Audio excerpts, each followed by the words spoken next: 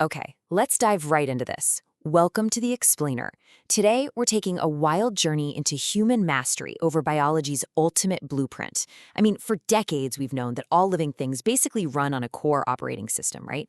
But here's the crazy part. What was once just a read-only manual is rapidly becoming an open source code, a code that we can edit, reprogram, and, as you'll see, maybe even write totally from scratch. It really begs the profound question, what if we could not only read the code of life, but literally rewrite it from scratch? Today, we're going to trace an absolutely incredible narrative arc. We're starting with how nature originally programmed this whole system, then we'll look at how we figured out ways to, hack into it. And finally, we'll arrive at the absolute cutting edge of synthetic biology, where scientists are doing things that used to be straight up sci-fi. So, Section 1, Nature's Ultimate Blueprint. To really wrap our heads around genetic engineering, we first got to look at the baseline, right? How do cells naturally copy their own genetic code before dividing? Because if we want to be the engineers, we have to know how the machinery actually works out in the wild. Nature's copying mechanism breaks down into 3 pretty elegant steps. First up is initiation. This is where an enzyme called helicase swoops in and physically unwinds the double helix, just snapping those hydrogen bonds holding it together. Next up is elongation. Here, the chief enzyme, DNA polymerase, synthesizes new strands by adding complementary nucleotides one by one. It reads the template and builds the new DNA in a very strict 5' to 3' direction. And finally, in termination, an enzyme called ligase comes in and seals the whole shebang right up. And this brilliantly illustrates what happens when that strict 5' to 3' rule collides with a 2-stranded helix. On the leading strand up top, synthesis is this smooth, continuous process. But look down at the bottom, the anti-parallel lagging strand. Because DNA polymerase is basically stuck going in one direction, it has to be synthesized discontinuously. It gets built in these short, choppy little segments, called Okazaki fragments, which ligase then has to frantically stitch together. It's a highly complex, incredibly energy-intensive process, and it happens so fast. All right, moving to Section 2, Fixing the Broken Code. Now, as brilliant as this biological operating system is, it is definitely not invincible. In fact, brace yourself for this number, 70,000. Every single day, each of the trillions of cells in your body suffers around 70,000 instances of DNA damage. No way, right? 70,000 times a day, your code literally breaks. It requires immediate, constant repair just to keep you alive and stop lethal mutations like cancer from taking over. So where on earth is all this damage coming from? Well, it's essentially a two-front war. On one side, we have endogenous or internal sources. These are just the hazards of being alive. Normal metabolic activities produce reactive oxygen species that cause oxidation. And of course, there are those replication mismatch errors we just talked about. On the flip side, exogenous sources are external threats. Things like UVB and UVA rays from the sun, cosmic ionizing radiation, and toxic chemicals, like those used in chemotherapy, that can physically break your DNA strands. But don't panic. To combat all this, your cells deploy a dedicated molecular repair crew made up of specialized enzymes. For instance, if you have a single damaged base, let's say from oxidation, base excision repair steps right in. Enzymes called glycosylases recognize the bad base, snip it out, and replace it. But for larger, bulkier damage, like a nasty UV-induced lesion, that's when nucleotide excision repair kicks into gear, ripping out a much larger patch of surrounding nucleotides to fix the distortion. It is a relentless, microscopic triage happening inside of you at this very second. This brings us to Section 3, Editing Life with CRISPR. Okay, this is where our story takes a massive leap.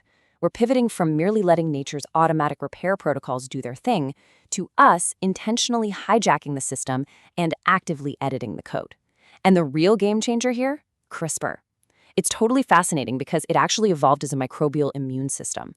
Discovered way back in 1993 by Francisco Mojica in simple salt marsh bacteria, it was just a way for microbes to slice up invading viruses. But fast forward to 2012, and brilliant researchers like Jennifer Doudna and Emmanuel Charpentier figured out how to repurpose it into a Nobel-winning genetic engineering marvel. So how do we actually edit life? Well, we have to look at its 2 main components. The first is gRNA, or guide RNA. Think of this as a custom-designed molecular GPS. Scientists can sit in a lab, synthesize a totally bespoke RNA molecule, and send it right into the cell. It navigates through the vast, crazy landscape of the genome until it finds the exact genetic address, a specific complementary target DNA sequence. The second component is the Cas9 protein. This is the muscle, the molecular scissors that form a complex with that gRNA GPS. Once the GPS finds the exact target, Cas9 meticulously cuts the DNA strand, creating a double-stranded break. Now, you might be wondering, why on earth do we want to break the DNA? Well, because breaking the DNA sounds a cellular alarm. It literally tricks the cell's natural repair machinery, the exact systems we looked at earlier, into activating. And that is exactly when we can intervene. So, the crucial point here is how we manipulate that repair process once the alarm goes off. The cell usually opts for one of two pathways.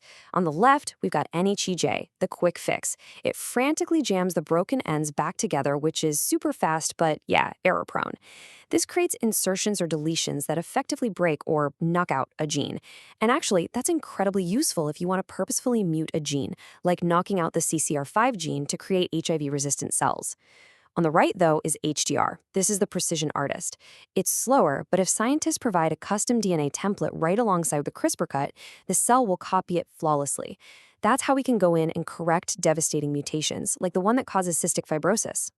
Let's push even further. Section 4, Building Synthetic Cells. What if just editing existing life isn't enough? Well, check out this incredible 2026 breakthrough by Dr. Kate Adamala's team at the University of Minnesota. They moved from editing to building, engineering tiny, quivering liposome spheres filled with water and lab-made DNA. The best part? She named them Spud cells to evoke the Sputnik space age, but also as a playful nod to her heritage, joking, "I'm Polish, I'm mostly made of potatoes." I love that. It's a great moment of levity for a piece of science that is honestly, fundamentally mind-bending. We're talking about moving away from just tweaking what's already there and moving toward building artificial organisms entirely from scratch. And that playfulness leads to something truly spectacular. Let's see how this builds out. These spud cells are constructed completely from the bottom up. We're not talking about modified natural cells here. They are chemical assemblies. To survive, they literally fuse with microscopic feeder liposomes in their liquid environment to get ATP for energy and ribosomes to make proteins. Amazingly, they complete a full cell cycle. They grow, they replicate their genetic material, and they divide. The team even demonstrated survival of the fittest, as these engineered spud cells actually outcompeted the original versions. Wild, right?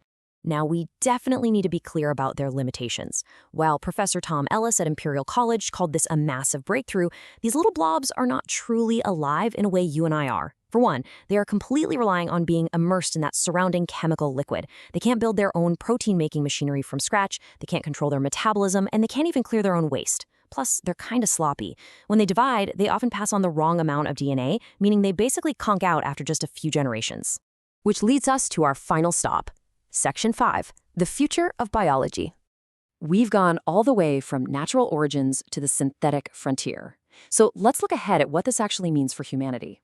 The ultimate goal here, as articulated by Stanford bioengineer Drew Endy, is nothing short of building a true operating system for life. He envisions moving completely beyond heavily modified bacteria. Just imagine fully understood, perfectly designed artificial chassis. Organisms constructed from genes and biochemistry whose sole purpose is to safely and endlessly manufacture life-saving drugs, sustainable food, and clean fuel for all of us. And we're already seeing the launch of institutions like Biotech, which are aiming to pool global expertise to advance this exact science. But as we reach for this godlike power over biology, it leaves us with a profound philosophical dilemma, one raised by philosopher John Dupree.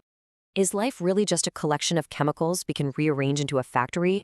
Or is it fundamentally about relationships and symbiosis? If we treat synthetic life purely as a mechanical manufacturing tool, do we miss the most beautiful symbiotic aspect of what makes a living being truly alive?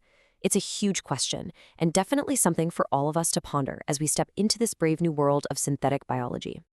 Thank you so much for joining me on this explainer today. Keep wondering, keep learning, and I'll see you next time.